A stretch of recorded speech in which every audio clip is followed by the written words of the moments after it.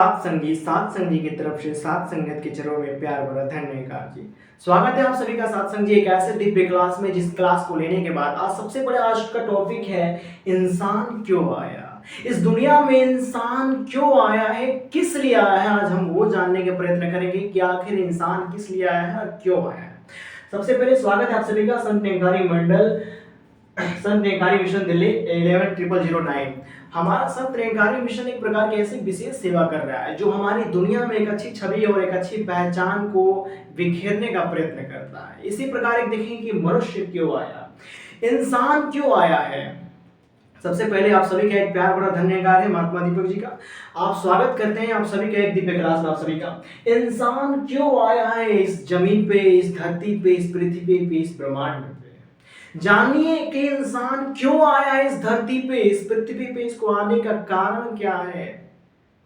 इसके आने का सबसे बड़ा कारण जो है ना, सिर्फ और सिर्फ संभालना है। किसको संभालना है? प्राकृतिक। आप खाना खाते हैं ना, खाना खाने में बहुत सारे आइटम खाते हैं। 56 भोग आप एकदम चट कर जाएंगे। 56 भोग में ये भी नहीं पूछेंगे कौन सा भोग किसके लिए बना है। 56 प्रकार के आइटम मनुष्य खाते हैं। 56 भोग का आता है, थाल सजाते हैं बड़ा बड़ा, उसमें चाय, चीनी, दूध, घी, बादाम, लस्सी फस्सी सब दिया रहता है। पूरी, चाय, जो भी कह लीजिए, कचौड़ी, हर चीज का टेस्ट अलग होता है। पूरी का अलग टेस्ट होता है, कचौड़ी का अलग होता है, समोसे का अलग होता है, ब्रेड का अलग होता है, पकौड़े का अलग होता है, चाय का अलग होता है, किशमिश अलग लगता है, गरी अलग लगता है।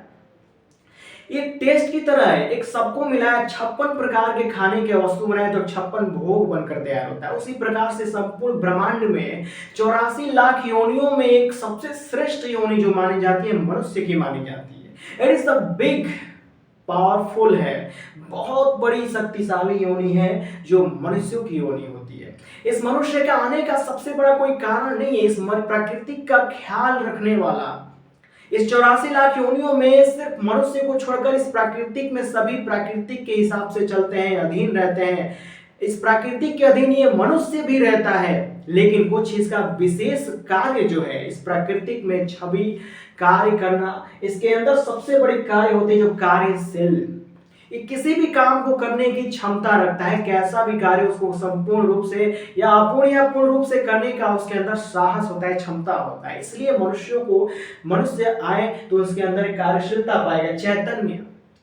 ये किसी चीज के बारे में अच्छा बुरा सोचने के अंदर इसके प्रकार छवि होती है, उतनी इसके अंदर ज्ञान होती है, कैपेसिटी उतनी होती है कि किसी चीज के बारे में अच्छा बुरा कैसा है कैसा नहीं सोच सकता है। इसलिए इस इंसान को आना पड़ा। छवि एक अच्छी छवि होती है, इसके कर्मों के बदौलत इसकी छवि की पहचान होती है कि किस टाइप का है, किस प्रक्रिया की और क्रिया में ये रहता है। इस प्रकार उसका एक छवि बनता है। पूर्णता, किसी काम को अपूर्ण या पूर्ण रूप से ही पूर्ण कर ही लेता है, वो काम बड़ा हो या छोटा हो उससे मायने नहीं रखता। और छठा, समय सहमति। इसके पास एक विशेष समय होता है, कितना समय में इतने कार्य को कर सकता है, यानी समय भी इसके लिए निश्चित रहता है कि आप इतने समय में इतने कार्य को कर सकते हैं। ह्यूमन, मनुष्य, इस संपूर्ण ब्रह्मांड में इस प्राकृतिक का ख्याल रखने के लिए मनुष्यों को भेजा गया। अगर आप एक मनुष्य हैं, अगर आप ह्यूमन हैं और मनुष्य हैं, अगर आप चाहते हैं कि जिंदगी बनानी है तो फिक्स करिए अपने लाइफ में, एक टारगेट को फिक्स करिए, एक सहजता को फिक्स करिए। अपने लाइफ को अगर आप बनाना चाहते हैं तो बेहतर तरीके से आपको लगना पड़ेगा। सिर्फ आप इतना जानिए कि जिस प्रकार प्राकृतिक में सभी चीजों की जरूरत होती है, प्राकृतिक में हर एक चीज की अपॉइंटमेंट तो थोड़ी लेके आता कोई, लेकिन हर चीज की जरूरत होती है। हवा की जरूरत है, पानी की जरूरत है। उसी प्रकार एक सबसे बड़ा प्राकृतिक का जो हिस्सा होता है 84 लाख योनियों में से एक विशेष हिस्सा होता है जो इंसानों का होता है। और इंसान आता है इस धरती पर इसका ख्याल रखने के लिए, इस जगत का ख्याल रखने के लिए, पूर्ण ब्रह्मांड का जो है उसका ख्याल रखने के लिए, इसका निरीक्षण करने के लिए।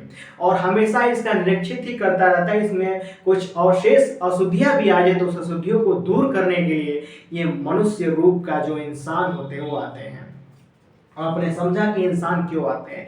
ये दुनिया की सबसे बड़ी विशेष शक्तियों में से एक शक्ति समझ लीजिए कि जो इंसान होते हैं, जो मनुष्य होते हैं, ये किसी भी कार्य को, घटना को क्रियाशीलता रूप से किसी भी प्रमाण के साथ ही कर सकता है।